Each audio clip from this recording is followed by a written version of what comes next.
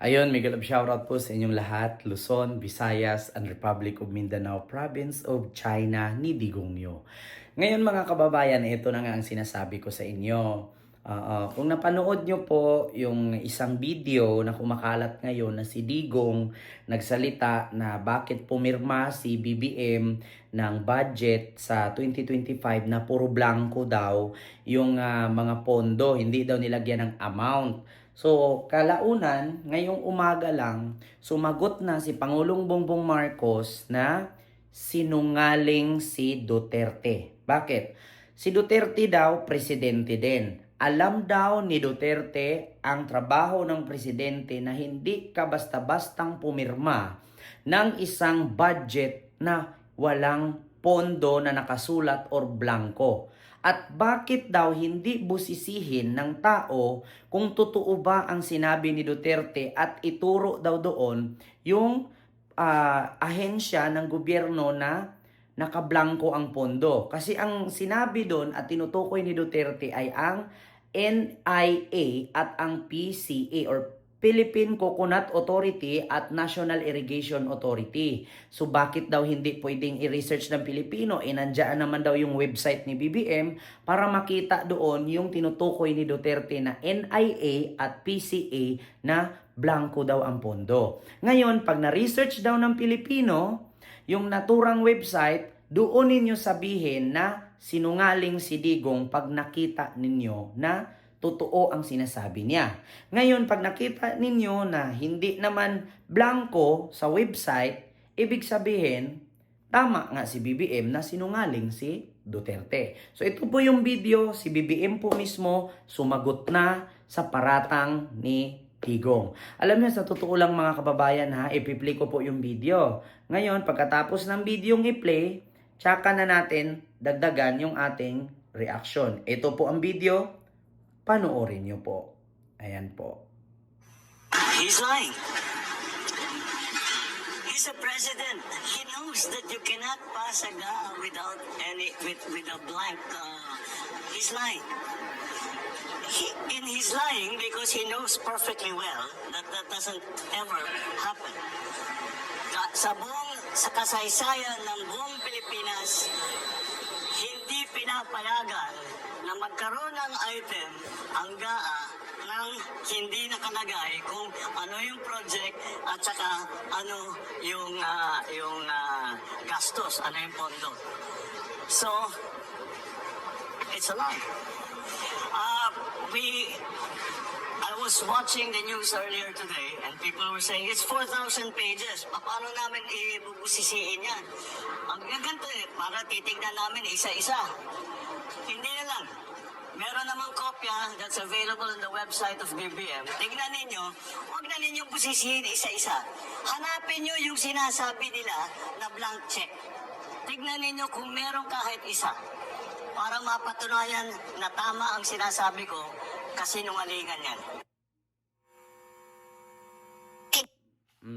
Ayan mga kababayan, sinasabi ni Pangulong Bongbong Marcos. Meron namang website, busisihin ninyo doon yung sinasabi ni Duterte na blanco na ahensya ng gobyerno na wala daw nakasulat na amount o pondo. Ang blanco kasi doon na sinasabi ni Digong, ang NIA or National Irrigation Authority at yung PCA, ang Philippine Coconut Authority or nasa agriculture part yun. Kapag binusisi ninyo, ni-research ninyo ngayon sa website, pondo ng BICAM 2025, hanapin nyo yung sinasabi ni Digong. Nandyan naman yung page A. Diba? Kaya nga sabi ni BBM, paano namin ma-explain sa inyo isa-isa 4,000 pages pero ang nilabas ni Digong 2 page lang. Kaya nga sabi ko sa inyo sa live ko kagabi, paano nasabi ninyo na walang laman, na walang nakalagay na pondo, napakakapal po ng pinirmahan ni Pangulong Bongbong Marcos na libro ng pondo sa 2025 BICAM budget. 4,000 pages yan. 2 page lang ang nilabas ni Digong at ng congressman no, sa Davao. Oo, kaya nga, sabi ko sa inyo mga kababayan, lantaran na po na paninira ang ginawa ni Duterte. Ngayon, pag in-interview na naman sa media yung Lolo Fentanyl ninyo, sasabihin na naman niya yan, hindi ako ang may sabi niyan. Taong bayan ang nag-question, pero siya yung nagsalita sa live. 'Di ba? Kaya mga kababayan, may tanong ko lang sa inyo, paki-comment dyan sa comment section, may maniniwala pa ba kay Duterte sa kasinungalingan? Wala, alam nyo, yung style kasi ni Digong, nilihis niya yung issue. Para masapawan kung saan napunta ang confidential fund, no? At para masapawan ang extrajudicial killings at ang pagpasok ng ICC sa Pilipinas.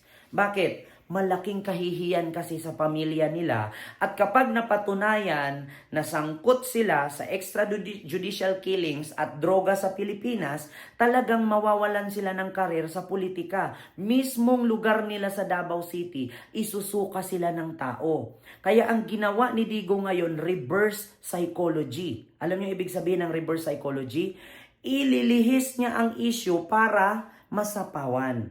Ang problema lang kasi ngayon, sumasagot si BBM, hindi katulad noon na si BBM tahimik lang. Sumasagot si BBM. Bakit? Reputasyon bilang presidente ng Pilipinas, ang siraan ka ng dating presidente na instead tulungan ka pa niyang hilaing pababa at pabagsakin. Kasi alam niyo kung bakit? Atat na silang makabalik sa pwesto para hindi sila makasuhan at makulong. Gusto nila na ngayon pa lang 2028 na. Kaya ngayon mga kababayan, uulit-ulitin ko po sa inyong lahat, Luzon, Visayas, and Republic of Mindanao ni Digong, Province of China ang Davao, na nililihis ni Digong ang issue patungkol sa confidential fund, ang impeachment ni Sara at pagsangkot ni Digong sa droga at extrajudicial killings para matabunan. At si BBM ngayon ang pag-initan ng taong bayan. Ang problema lang kasi ngayon, hindi na mabubura sa isipan ng tao na napakademonyo ni Digongyo. Yan ang totoo. Kahit maglulo si Digong dyan sa media habang nagpa-conference, hindi na paniniwalaan ng tao yan. Bakit? Ako pa nga lang, 200,000 ang nanonood sa akin. Sa tingin nyo, naniniwala pa kay Digong yan? Isa pa lang ako. Paano pa yung ibang vloggers dyan? Na mas marami ang views at subscribers kaysa sa akin. Kaya sabi ko sa inyo, buong mundo, OFW, buong Pilipinas, Luzon, Visayas, and Republic of Mindanao, Province of China ni Digong, may naniniwala pa ba sa Lolo Fentanyl ninyo? Bugok at tanga lang ang maniniwala, no? Sa kasinungalingan ni Digong. Mismong si BBM nagsabi, sinungaling siya. He is lying.